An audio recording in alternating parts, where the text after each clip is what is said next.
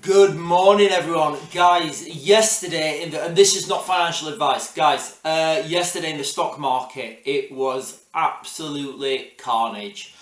Lots of people lost lots of money. Initially, defense stocks in Lockheed Martin rose like 23%, I think. They've made an adjustment now, they've come down. Like I said, guys, this is not financial advice. I'm not qualified to give you financial advice. Obviously, if you need financial advice, go and find a competent financial advisor. What I will say about the stock market and the Lockheed Martin jump, this is what happens when things jump rapidly. The people who put their money in initially will take it out, because then you get people thinking, right, okay, all the stocks are going here. Then you get the smaller investors, the smaller traders try and put the money in, and then the bigger investors think, oh, okay, I've just made a ton of money, I'm going to take this money out, and then I've made money, and then I'm going to put it back in later. Anyway, guys, the stock market's a strange thing. I don't claim to understand it. What I do understand is when people take their money out of things, it's usually a precursor to a larger conflict. What else has been happening? So the UK is now probing whether state actors were involved in the riots and instigating these, fanning the flames of these riots that we're seeing at the moment. Guys, how long have I been saying that this happens? How long have I been doing videos on subversion, bot farms, Russian influence, all this sort of stuff? I've been saying this for months. I'll just read you the headline here, guys, quickly. And all these links in the description below. UK probes whether state actors stoked far-right riots. False claims about the identity of the murder... there's certain words I can't use. False claims about the identity of the something suspect have spread fear far and wide online. London. The British government is investigating whether the far right sweeping the country are being amped with the involvement of state actors. The UK, yeah. So I'll just give you what it means, guys. So obviously the government understand this is happening, but without definitive proof, they can't put this out there. Now, it becomes very, very difficult to get, definitive proof in today's world when you, me, anyone can make a fake profile online and start posting stuff. It's really, really easy. So, of course, our adversary nations are going to be doing this. It shouldn't be a shock to anyone that they're doing this. Does this mean there's problems in our communities? No. Does it mean that they're being fanned by both sides of this argument? Yes, absolutely. And there's a lot of misinformation going into that, guys. But, like I said, from my reporting on the actual day of some of these riots, the only misinformation I was seeing really was from the big news company, because they were just, they were getting it so wrong about these riots. And that was making people worse, because people were saying, look, we're here. We know what we're seeing because we're here. These things work. And I'm looking on my phone and I'm seeing the media person stood over there, and and they're saying totally different things. And like I said, nothing is hidden anymore. You can't hide things in this world. So this was just making things worse. This was getting people more and more angry. If the mainstream media have just come out and been honest and done fair reporting, I don't think these escalations would have gone any, these public order escalations, I don't think they'd have gone any further.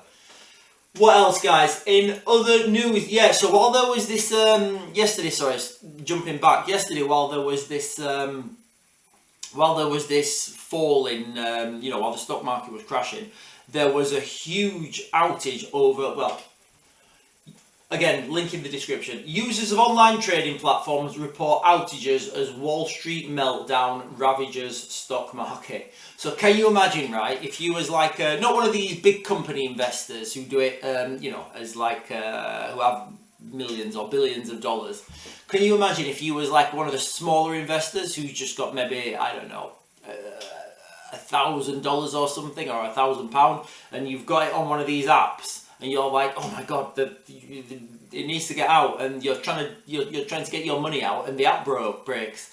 Guys, this is, it's, we can go down conspiracy lane, and I think I mentioned this yesterday, but, it just seems really convenient that these things happen all at the same time.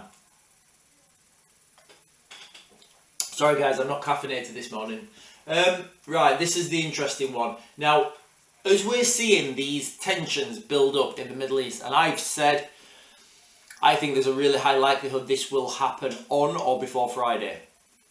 Certainly, I don't think we're going to get to Monday without another further escalation, but, you know, we might. What we're seeing now is the involvement and the partnering between Russia and Iran. Let's look back though, what's been happening recently over the last, well, since 2022. Iran has been supplying Russia with, not nuclear weapons, with drones, these Shahed drones, and they've been really effective in Ukraine. So that's a, you know, that's a staple now of the Russian offensive tactics. They've got the Shahed, they've got the Kinzhal, and they've got the glide munitions, and they're kind of the you know, the staple of the Russian air assaults. Now, with that, you know, there's been reports out that Russia is supplying Iran with knowledge on nuclear weapons, nuclear systems, on how to build nuclear weapons, all that stuff. It's, you know, it's, again, it's very sketchy at the moment, because the reality is nobody's ever going to know. Now, in America, I think it might have been October, there was a bill passed, basically, you know, a piece of legislation passed in America that said, under no circumstances can Iran have access to nuclear weapons. So using that and keeping these things in mind, you see the trajectory that we're going on now, guys. Okay, you know, we're looking at the trajectory where very soon it could be you know, it could be the situation where, I'd like to say Joe Biden, but, well, I mean, he can read teleprompter. You know, where somebody in America comes out and they say, hey, you know what? We've got news that Iran has nuclear weapons. Remember, this happened in 2000 and, like, what was it, 2002, before the invasion of Iraq in 2003. And, you know, they can say, oh, it's part of our, you know, it's part of our law that we can't allow this to happen, and, you know, it's happening. And you see how these things can get deployed. The amount of military build-up in that region is absolutely huge. So you've got that. You've also got, well, Russia reportedly delivering advanced air defense to Iran. And then we've got Iranian president in talks with Putin's allies, call for expanded ties with Russia. So what you're seeing now, guys, is, like it says there, these extended ties with Iran and Russia. Guys, and I know, you know, and I know a lot of people get upset when I start talking about the Bible and these biblical prophecies, but it's hard when you know, it's hard not to see this when you're in the world.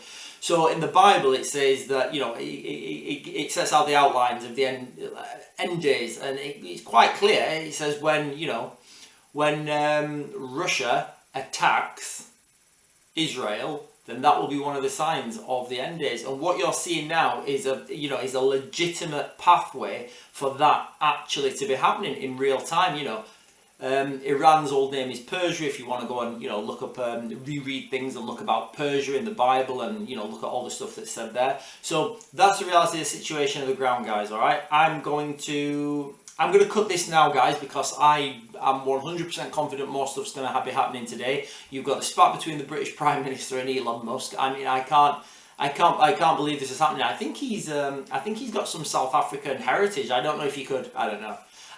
People will be shouting, and again, this is how propaganda works. You know, people will be shouting soon for, you know, oh, can Elon Musk run for UK Prime Minister? And then, you know, you'll have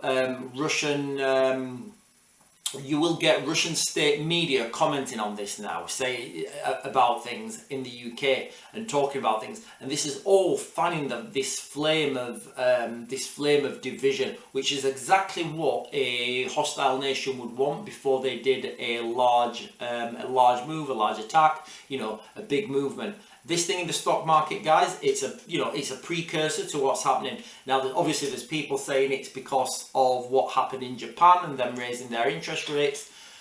Doesn't really matter. You know, look back through history and look what happens when, you know, in financial situations, when there's a huge financial downturn.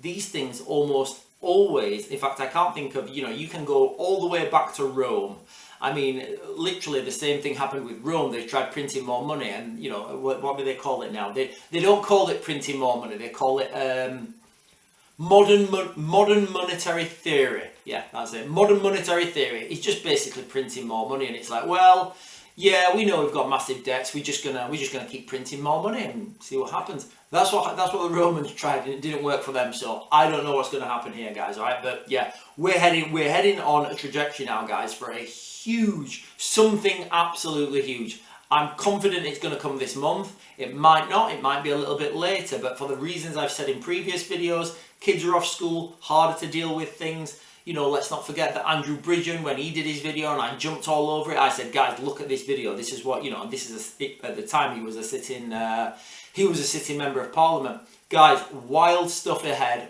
Buckle up. I'm going to make the grade.